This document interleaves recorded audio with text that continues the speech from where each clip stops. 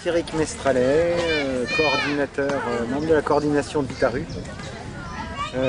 Manifestation qui a lieu depuis 4 ans maintenant, 4e session, et qui vient de redémarrer cette année, donc le 20 mai, pour 10 sessions, 10 dimanches de suite jusqu'à fin juillet. Le 22 juillet. Jusqu'au 22 juillet.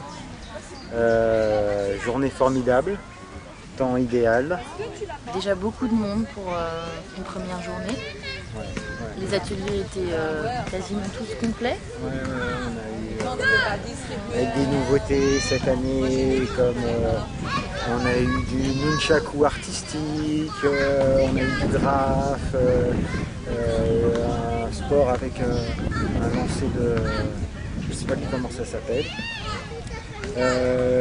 Qu'est-ce qu'il y a eu? Il y a eu de la musique pour les enfants, des cours. Un atelier percussion, Un atelier percussion. Il y a eu un atelier maquillage aussi, c'était nouveau ça? Maquillage, théâtre d'impro. Théâtre. Des jeux animés par Céline, merveilleux. Grand succès. Donc moi c'est Céline, je fais partie des référents de Vitaru. J'ai rejoint l'équipe cette année pour la 4e édition. Et voilà, moi je m'occupe de l'espace qui s'appelle le Jardin des Jeux.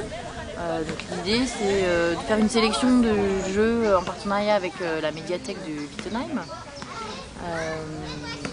Des jeux d'extérieur, de plein air, des jeux géants, ce qu'on appelle des jeux géants en bois, à jouer si possible pour réunir toutes les générations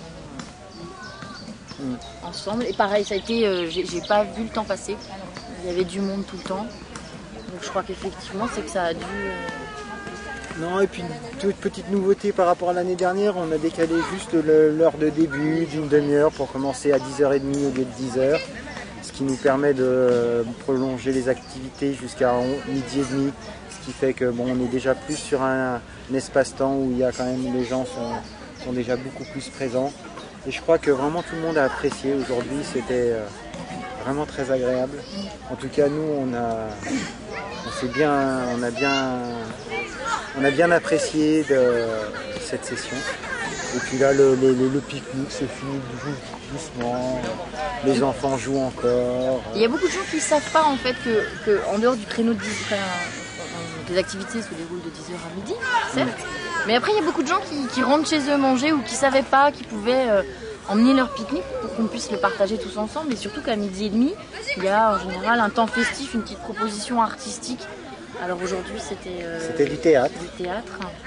Du théâtre, alors il peut y avoir du théâtre, ça peut être un concert, ça peut être de la lecture, ça peut être... La semaine prochaine, ça sera de la danse apparemment.